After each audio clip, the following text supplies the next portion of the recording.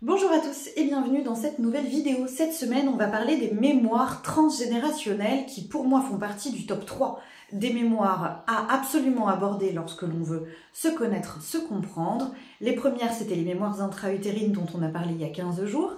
Et les troisièmes, elles arrivent dans 15 jours. Ce seront évidemment les mémoires de cette vie-ci. Et puis après, il y a des mémoires qui ont un tout petit peu moins d'impact dont on parlera sans doute. Les mémoires transgénérationnelles, on va les aborder comment dans cette vidéo? D'abord, on va essayer de les définir. On va essayer de faire attention avec ce avec quoi elles peuvent être confondues, en énergétique notamment. Puis, on essaiera de se dire rapidement, sans prétention aucune de ma part, ce que la science en parle, comment la science commence à s'intéresser aussi à ces mémoires-là. Et puis enfin, comment les identifier et essayer de s'en libérer, en sachant qu'évidemment, il n'y a jamais de recette magique, mais je vais essayer de vous transmettre ma propre expérience à ce sujet-là. Du coup, qu'est-ce que c'est qu'une mémoire transgénérationnelle? C'est assez clair quand on prend le temps de décomposer le mot. Transmise, générationnelle, par les autres générations.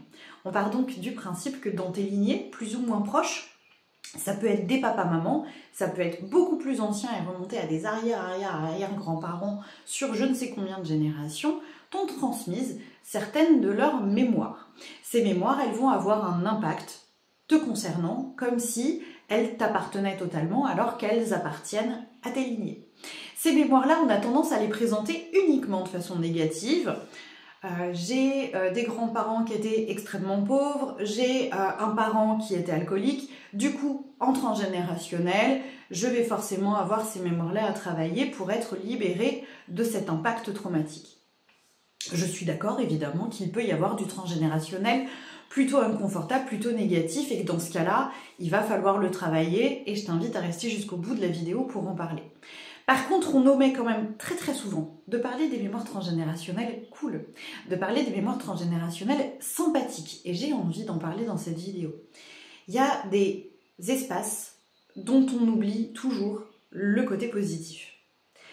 Les mémoires en font partie. Dans les mémoires, il y a quand même des choses ultra positives. On a rapidement parlé sur la mémoire intra-utérine il y a 15 jours. Ton grand-père a pu te transmettre, on en parle souvent d'ailleurs uniquement dans ce cadre-là pour le positif, ses capacités de sourcier.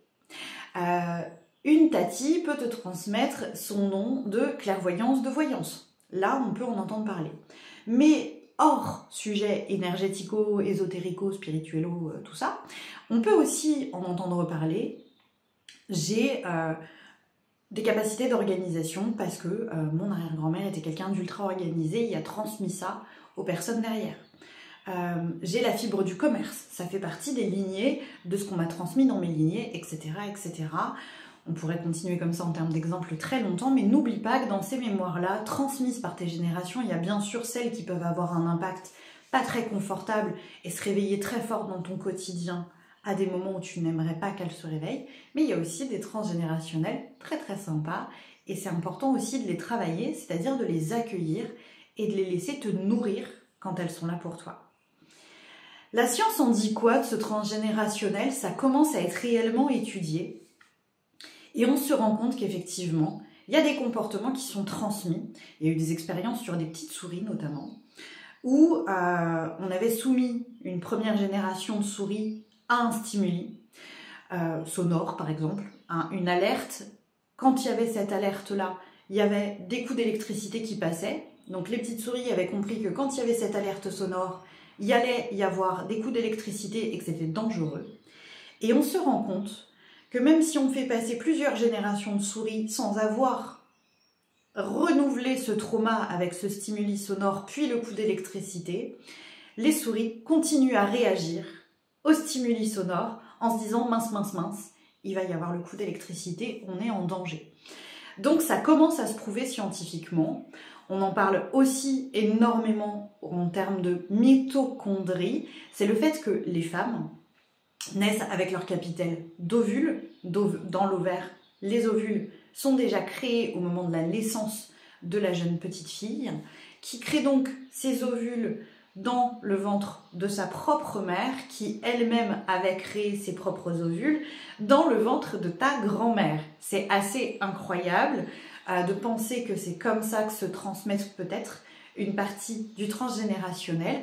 C'est assez évident sur le comment ça se fait au niveau féminin, mais on se rend compte scientifiquement que c'est un peu la même chose au niveau des gamètes masculins, et c'est assez intéressant de se rendre compte qu'enfin, l'énergétique, la spiritualité, les croyances sur le transgénérationnel qui existent depuis de nombreuses années commencent aussi à être reconnues par la science, et que du coup on va pouvoir avancer ensemble sur ce sujet-là. Ça, c'est plutôt chouette. Je vais faire un petit warning sur ce avec quoi la mémoire transgénérationnelle ne doit pas être confondue. La mémoire transgénérationnelle, elle ne doit pas être confondue avec ce qu'on te transmet en termes d'éducation. Parce qu'en fait, ça ne va pas être à travailler au niveau des espaces, les mêmes mémoires. Je vais essayer de prendre un exemple pour exprimer mon propos plus clairement. Ce n'est pas pareil de se dire ma maman avait une blessure d'abandon très très forte. Elle fonctionnait donc avec un masque du dépendant très très fort. Elle m'a du coup transmise en transgénérationnel ma blessure d'abandon. Ça, c'est un premier cas de figure. Le deuxième cas de figure, c'est ma maman a une blessure d'abandon très très forte avec un masque du dépendant très très fort, et de voir ma maman fonctionner comme ça en termes d'éducation m'a appris que c'était la seule façon de fonctionner. Je ne sais pas si vous voyez bien la différence et si j'arrive à être très claire, mais en fait l'impact énergétique ne va pas se situer au même endroit quand c'est une mémoire transgénérationnelle transmise, ou un impact dû à comment j'ai vu le modèle de maman réagir pendant toute mon enfance, pendant toute mon adolescence, puis en tant qu'adulte, et à quel point ça a eu un impact sur ma façon de me construire. Il y a l'éducation et il y a le transgénérationnel, et énergétiquement, ça ne se travaille pas exactement au même endroit. C'est pour ça que c'était important pour moi d'en parler, parce que parfois, j'ai des personnes qui arrivent en séance en me disant « j'ai forcément ce transgénérationnel-là à travailler », et en fait, moi, je ne le trouve pas en transgénérationnel, je le trouve en éducationnel. Je le trouve en « j'ai vu maman faire comme ça », j'ai vu papa faire comme ça, évidemment, c'est pas que maman, hein, c'est l'exemple qu'on a pris, mais j'ai vu mes parents fonctionner comme ça, donc je reproduis ce que j'ai vu en termes d'éducation, en termes de modèle, et ce n'est pas transmis réellement transgénérationnellement. Le transgénérationnel, il y a quelque chose où quand ça se réveille, quand ça réveille vos instincts de surprotection, il y a vraiment... comment dire, ça réveille quelque chose qui ne nous appartient pas, alors que le modèle, il nous appartient, on l'a vécu en tant que nous. Il y a une dissociation sur l'identitaire, le transgénérationnel ne nous appartient pas réellement, alors que le modèle transmis en éducation, c'est vraiment à nous. C'est comme ça que nous, on l'a vécu.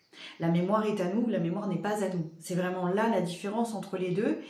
Et c'est comme ça que du coup, je vais vous inviter à travailler vos mémoires transgénérationnelles. L'idée, c'est vraiment de prendre conscience et d'essayer de ressentir à l'intérieur de vous, de visualiser à l'intérieur de vous, de voir clair ce qui réagit, mais qui ne vous appartient pas réellement. Là où on sent que c'est à l'intérieur de nous, mais qu'en fait c'est étranger, que ça ne t'appartient pas, que ce n'est pas à toi pour enfin pouvoir le libérer. Donc évidemment, des techniques de libération, il y en a plein. On ne va pas toutes pouvoir les citer ici parce que je ne suis pas sûre de toutes les connaître déjà, pour être très sincère avec vous, mais on peut fonctionner avec un travail sur la prière, on peut manifester, c'est-à-dire créer quelque chose, écrire, brûler, faire une sorte de bonhomme allumette, bref, il y a plein de techniques de libération possibles. Par contre, je crois que ces techniques de libération possibles ne seront réellement efficaces que si on a été réellement ressentir l'espace où est stockée cette mémoire-là. Petite piste, de mon côté, souvent, les mémoires transgénérationnelles, surtout chez les dames, mais chez les messieurs aussi, elles se stockent réellement la plupart du temps au niveau de l'espace sacré, le chakra sacré. C'est pas une règle absolue, c'est quand même très très courant et très récurrent. Si tu as des questions sur ces mémoires transgénérationnelles, si pour toi je ne suis pas allée assez loin sur l'une des thématiques que je t'ai présentées dans cette vidéo, n'hésite pas à me laisser un commentaire. Je me ferai une joie de l'utiliser soit pour créer une vidéo qui ira plus loin sur ces mémoires transgénérationnelles, ou je viendrai te répondre dans les commentaires tout simplement. Comme toujours, sentez-vous libre de me donner vos envies, vos besoins pour de prochaines vidéos. Je le dis à chaque fois, mais si je vous présente ce contenu, c'est pas pour moi. Moi, ce que je vous dis, je le sais déjà. Si je choisis de partager avec vous, c'est vraiment dans l'objectif réel de partage sincère. Et donc, répondre à vos besoins, à vos attentes, fait partie d'une base de partage intéressant de mon point de vue. Donc, n'hésitez jamais à m'indiquer en commentaire ou à me contacter en MP, ailleurs. Vous aurez le Linktree en dessous de la vidéo pour me contacter ailleurs si vous préférez. N'hésitez jamais à me dire quels sont vos besoins, quelles sont vos envies. En tout cas, je vous remercie très très sincèrement d'avoir été là aujourd'hui pour cette vidéo sur ces mémoires. Je vous dis à dans 15 jours pour la prochaine vidéo sur les mémoires et je vous souhaite une belle journée. Ciao ciao les petits chats.